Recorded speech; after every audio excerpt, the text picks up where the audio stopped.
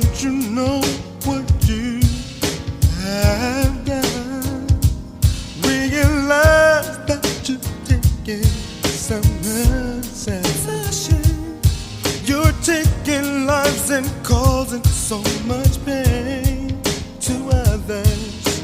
For your hurt, they're not to blame. I can understand you call yourself a man with a gun in your hand, killing people in the land. How's it going, everybody? This is Soul Town Productions. Today I'm bringing you another video regarding that gangland content, right? We're going to be speaking about this neighborhood found in the city of Anaheim, Orange County, by the name of Southside Brown Demons. Now, this neighborhood is a very notorious neighborhood, right? You must tread lightly when you walk through their neighborhood. There's nothing to play with. So first off, before I continue this video, I want to say much respects to this neighborhood. I'm only speaking about your neighborhood through public knowledge, things that people could find online. The cases that I'm going to be speaking on are not recent. They're not open cases. They're already closed. The people are already doing their time. So before we discuss the actual carjacking, we first detail the nature of the Brown Demons gang and Nitulesca's membership in it. Our statement of facts about the gang is mostly taken from the testimony of two police officers, one of whom was a police officer from Winter Park who arrested Nitulescu in 2008, about a year and a half after the carjacking. The other was an Anaheim police detective who we refer to as the gang expert. His area of expertise is Anaheim gangs.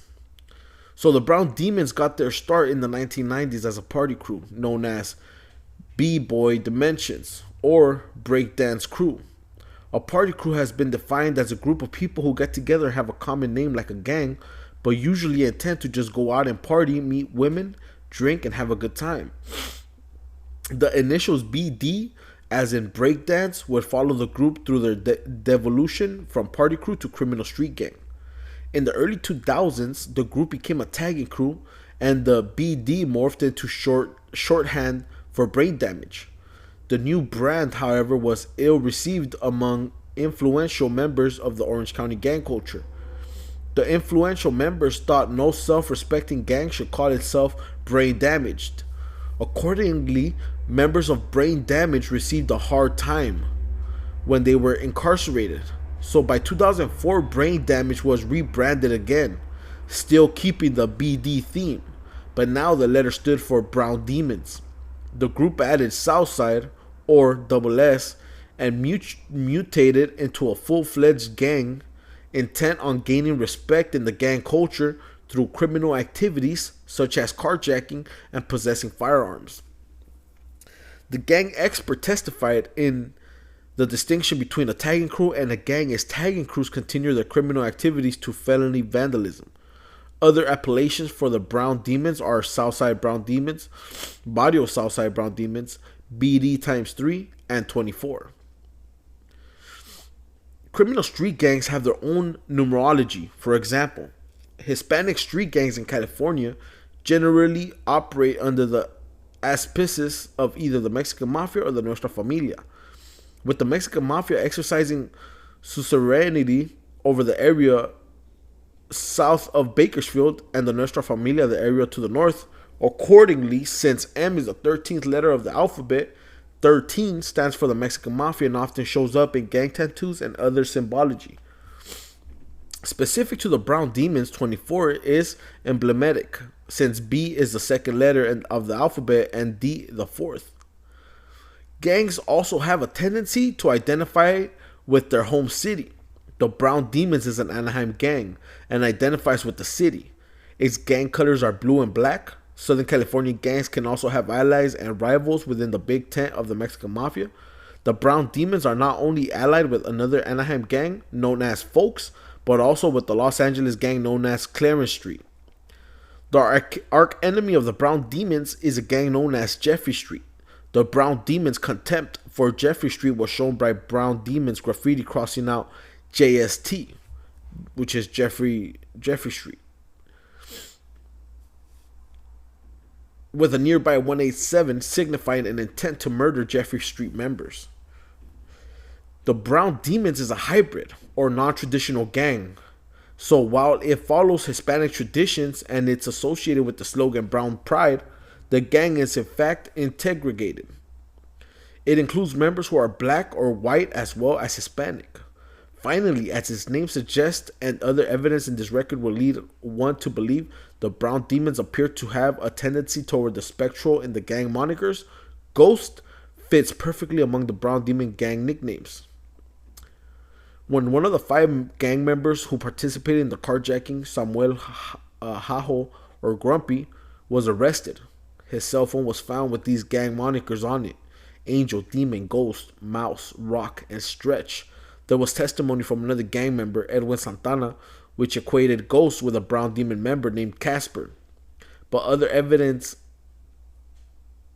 would suggest Casper was a different member altogether from Ghost. We should note here the name Stretch was used in the Casper the Ghost movie. Stretch is another less friendly denizing of the other world, while the name Creeper was used for a demon in the movie Jeepers Creepers. And moniker do not come cheap in the gang world. They must be earned. A gang moniker shows full-fledged membership in the gang, and membership in the gang is for life. Monikers will not appear in the graffiti put up by a gang unless the member is in good standing. Monikers also serve like code names in spy stories, the purpose of hiding the true identities of the members. Gang members may know each other only by their moniker. Accordingly, generally speaking, gang members only go by one moniker. Nitulescu had once admitted to a police officer he was known as Ghost. And one of the carjackers, the driver Creeper, would later identify a picture of Nitulescu as the Ghost he was with on one of the morning of the carjacking. Indeed, on the very morning of the carjacking, new graffiti appeared on an apartment in the heart of Brown Demon territory. Graffiti which featured Nitulescu's moniker of Ghost. Like monikers, gang tattoos must be earned. Gangs will punish those who wear a gang tattoo without the necessary credentials. As we have already noted, the Brown Demons is an Anaheim gang. Gang tattoos often include the home city or country of the gang. Nitulescu had AHM for Anaheim tattooed on his hand. The gang symbol for time in the Orange County Jail is a star, because of its resemblance to the leaves from the stem of an orange. The star serves as a kind of perverse combat ribbon for having served time in the Orange County Jail. Nitulescu has a star tattooed on his left arm.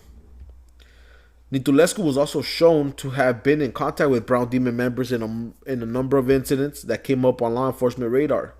In the 2 years prior to the carjacking in 2004, Nitulescu was present at a gang fight at a fast food restaurant along with a Brown Demon member named Robert Vasquez. In 2005, Nitulescu was detained along with Marvin Martinez, Stretch, after a fight in a park in Anaheim in 2006.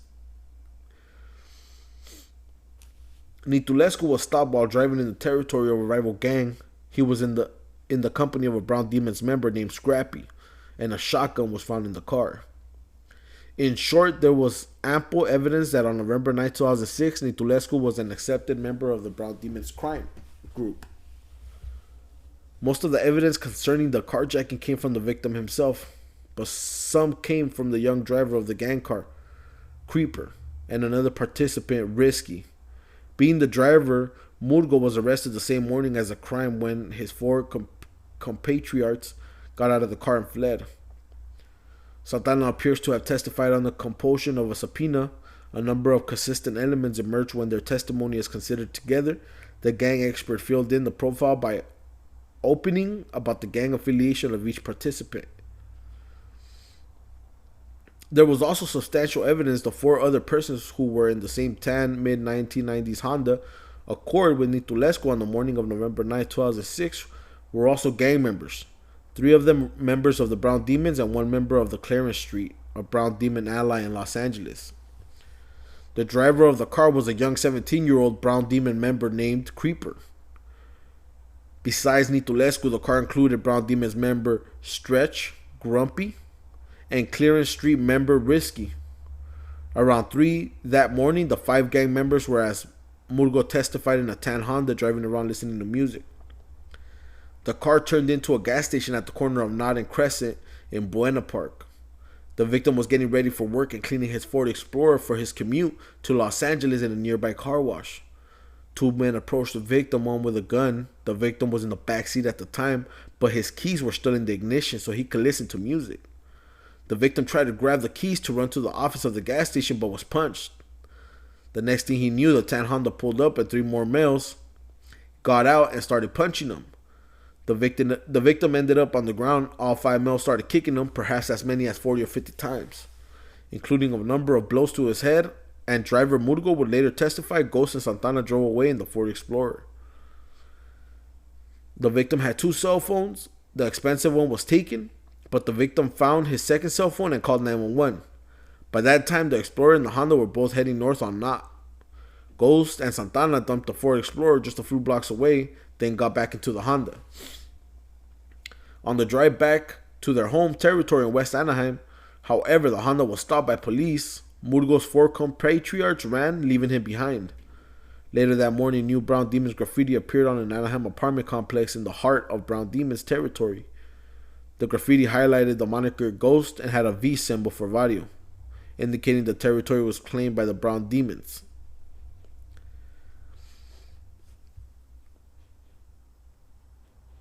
On July 11th, 2008, at approximately 10 p.m., Samuel O.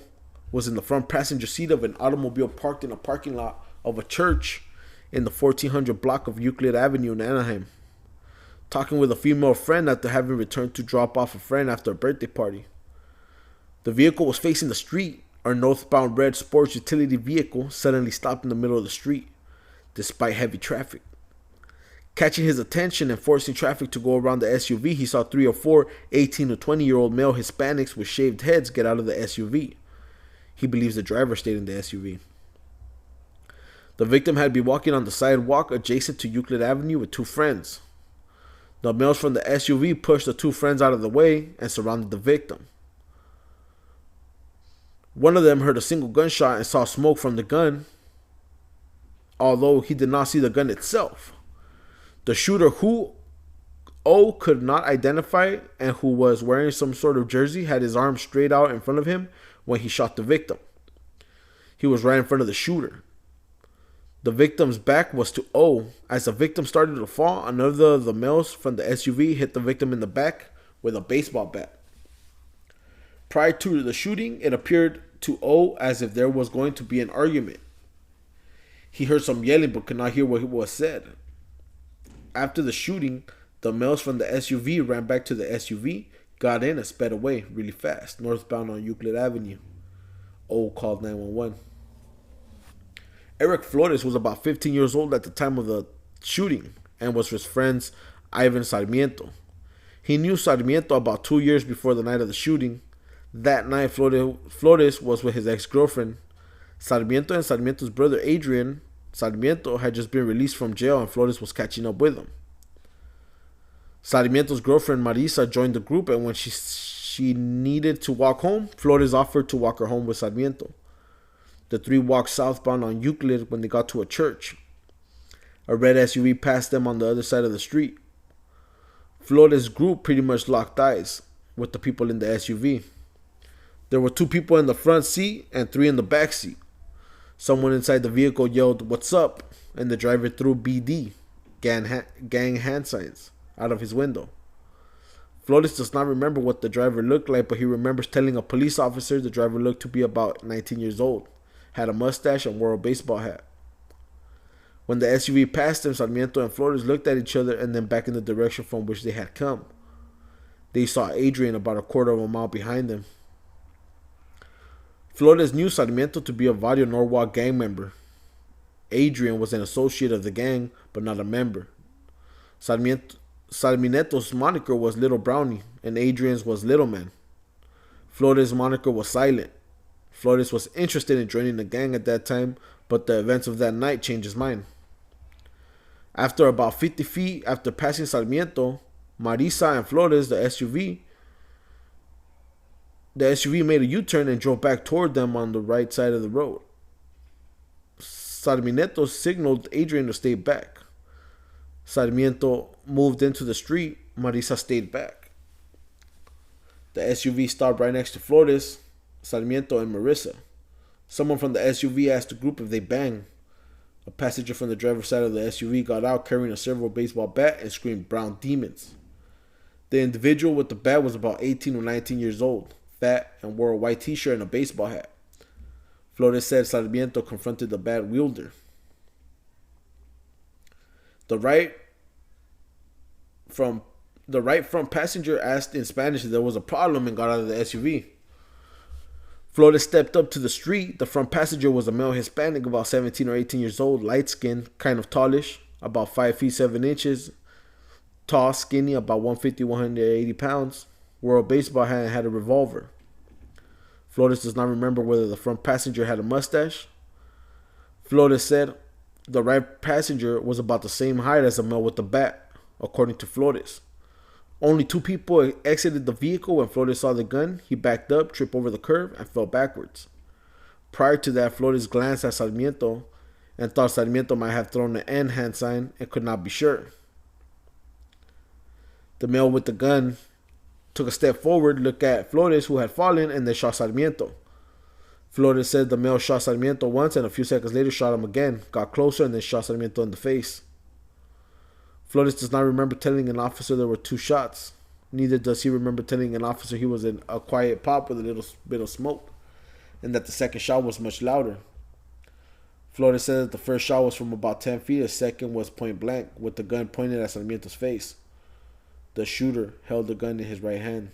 The police arrived within a minute or 2 of O's call. Sarmiento was lying in the street, bleeding from a gunshot wound to his head. Sarmiento was transported to the hospital and pronounced dead. A later examination revealed Sarmiento had been shot with a .45 caliber semi-automatic round fired from a revolver. Flores was interviewed at the crime scene and told the police what had occurred. He told the police one individual had wielded a bat and another, the front seat passenger, was the individual who shot Sarmiento with a black revolver. As noted above, Flores said the driver never left the car, and he described the shooter as about 5 feet 8 inches tall and 200 pounds with a heavy build. Later, youngster's height and weight was ascertained as being approximately 5 feet 6 inches tall and 185 to 190 pounds. Martinez, 5 feet 7 inches tall and 115 pounds, and defendant 5 feet 6 inches tall and 180 pounds. As mentioned before, defendant and Martinez were arrested on July 18th. Martinez first denied his involvement and subsequently told the police what happened. So,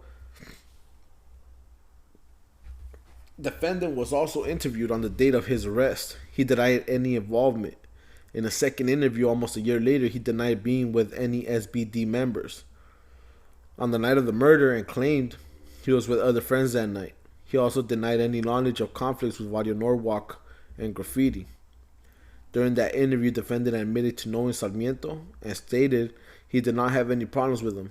He also started to relay a different version of events, claiming was he with Goofy and Bandit and a subject named Louis. They were allegedly driving a different type of vehicle, a pickup truck with a shell. Defendant was unable to provide any details about Bandit or Louis. Defendant claimed he was sitting in the backseat with Bandit driving when someone said to make a U-turn. Goofy called out Southside Brown Demons. Defendant saw people walking on the street after the U-turn. They stopped in the middle of the street. Goofy, according to defendant, got out of the car, followed by the rest of the occupants. They all confronted the victim, and defendant claimed Goofy shot the victim and took off running. Defendant told police he did not know that Goofy had a gun. When asked, defendant said that Martinez was not in the car. When asked, defendant said that Martinez was not in the car. When confronted by Martinez's statement, defendant changed the story and said Martinez was in the car. When asked about running away, defendant stated that after running for a few minutes, he got back into the truck and drove away with his 3 purported companions. In the truck, Goofy allegedly stated something to the effect of, "I taught that fool a lesson." He claimed he never saw Goofy or Bandit again. Defendant admitted to being an SBD member, claiming he was jumped in at the age of 14. While reviewing police photographs of SBD members, defendant was unable to identify anyone he had been with that night. During his testimony in the first trial, defendant admitted that Bandit and Louis were not real people, and he claimed that Martinez was the shooter. Defendant testified that when he got out of the car, he tried to stop the shooting, trying to push youngster who was holding the bat. He claimed the only reason he got out of the SUV was to de-escalate the situation. At trial, he claimed Bando was driving. He was in the backseat with youngster, and Martinez was in the front passenger seat. During defendant's second trial, he testified again. He admitted he was an SBD member and gave a version of events somewhat consistent with the first trial. Unlike his previous statement to police, however, he now knew Sarmiento real well because he had lived in the area for years. He claimed any dispute between Sarmiento and SBD was between Sarmiento and SBD member whose moniker was Soldier. Again, defendant testified that youngster had hit Sarmiento with the bat and that he saw Martinez tuck a gun into his waistband after the shooting. At the conclusion of the second trial, defendant was again convicted of first-degree murder. A gang murder, special circumstances, was found true. The jury also found true allegations that defendant had committed the allegation for the benefit of a street gang, had personally used a firearm, and defendant had intentionally and personally discharged the firearm, causing Sarmiento's death. The jury found the allegations that another principal had discharged the firearm not true. The trial court sentenced defendant to life without the possibility of parole and a consecutive 25 years to life term on the personal firearm discharge allegation.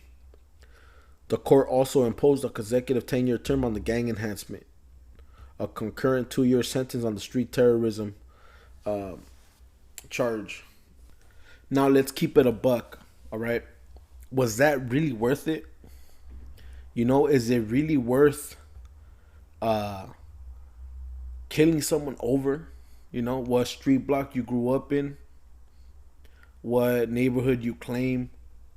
You know, we lost one person now to the grave and one to the prison system. No one wins. You know, eventually that neighborhood could probably be destroyed by the city and made into something else, and that neighborhood doesn't exist no more.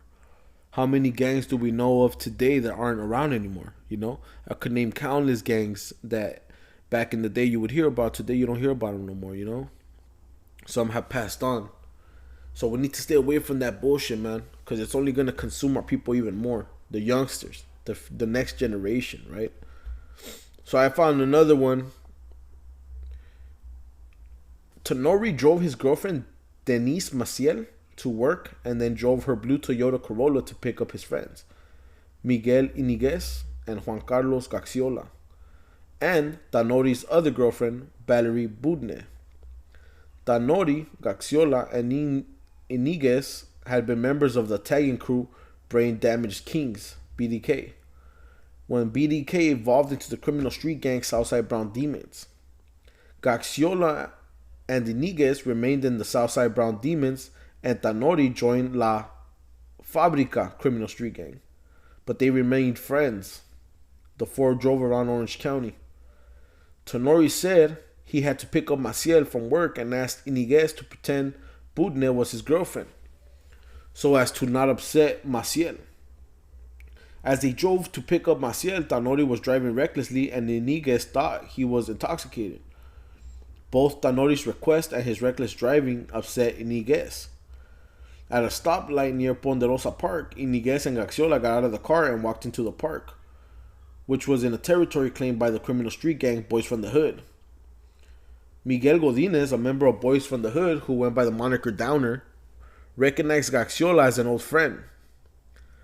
Godinez led Gaxiola and Iniguez to a park bench where he introduced them to 3 other Boys from the Hood gang members, including Eduardo Perez, who went by the moniker Tiny.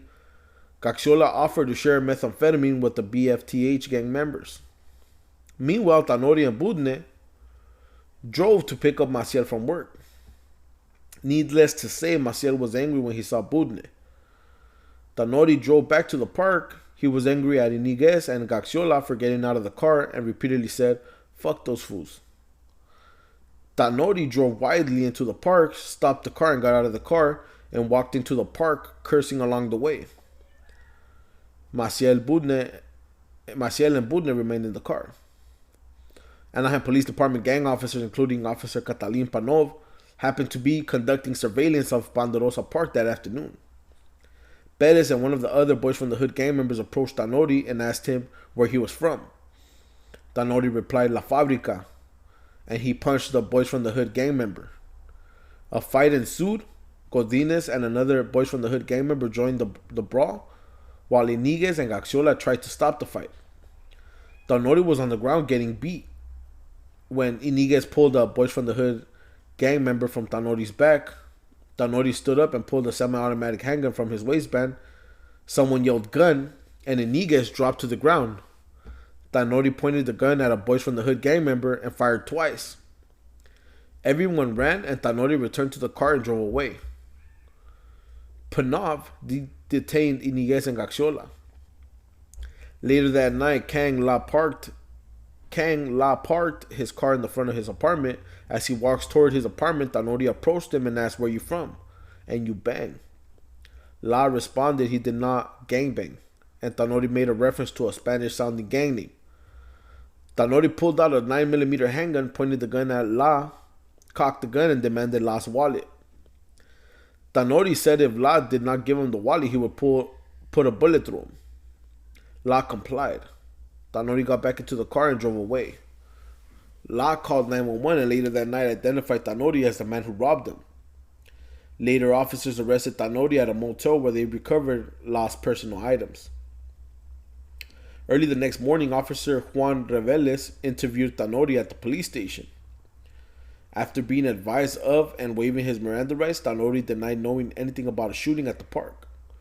Eventually, Tanori admitted he went to the park to look for his friend and was attacked by gang members. Tanori claimed he heard gunshots and fled. He never mentioned acting in self-defense. Officer Orlando Reyes interviewed Tanori at the police station a few days later. Reyes told him he only wanted to discuss a robbery in Garden Grove. After being advised of and waiving his Miranda rights, Tanori admitting robbing La, he said he needed money and was angry at his friends because of what happened in Anaheim. After claiming he only pretended to have a gun, Tanori admitted he had a gun the entire day. He said someone gave him the gun, it was passed around and he got it back. Tanori stated he gave the gun to a friend that night of the robbery, but he refused to reveal the friend's name. At trial, the prosecutor offered Iniguez testimony on direct examination. Iniguez testified four boys from the hood gang members attacked Tanori. Iniguez stated he was between Tanori and the boys from the hood gang member, and when Tanori pulled out the gun, he threw himself to the floor. Iniguez testified Tanori pointed the gun at the boys from the hood gang members on cross-examination. He admitted telling an investigator Tanori's arm was extended in an upward direction towards the sky. To help Tanori, when defense counsel asked Iniguez to demonstrate Tanori's arm angle, the trial court described it as someplace between 45 and 90, 90 being straight up. Defense counsel asked if Tanori was pointing the gun in the air, and Iniguez replied, "It's the air for you, I guess." Iniguez added, "To me, the air is like this." The trial court described Iniguez's action as gesturing straight up. Iniguez added, "This is straight to somebody. This is in their direction," which I was meaning, and this is straight up, okay? On redirect examination, Iniguez testified when Tanori pointed the gun, he was in between Tanori and the boys from the hood gang member, and he instinctively went to the ground. When the prosecutor asked him whether Tanori pointed the gun in the same direction as the boys from the hood gang member was running, Iniguez said yes. So point being, it ends the same almost every time, right? Either your homeboy's gonna snitch, either the girl that you're with is gonna snitch, someone's gonna get fucked over, and they're gonna throw you under the bus, you know? And once they throw you under the bus, it's not like you could throw them under the bus, you know? You know, this game, it's all it is. It's just a game. It's not reality. It's not real. We wish it was.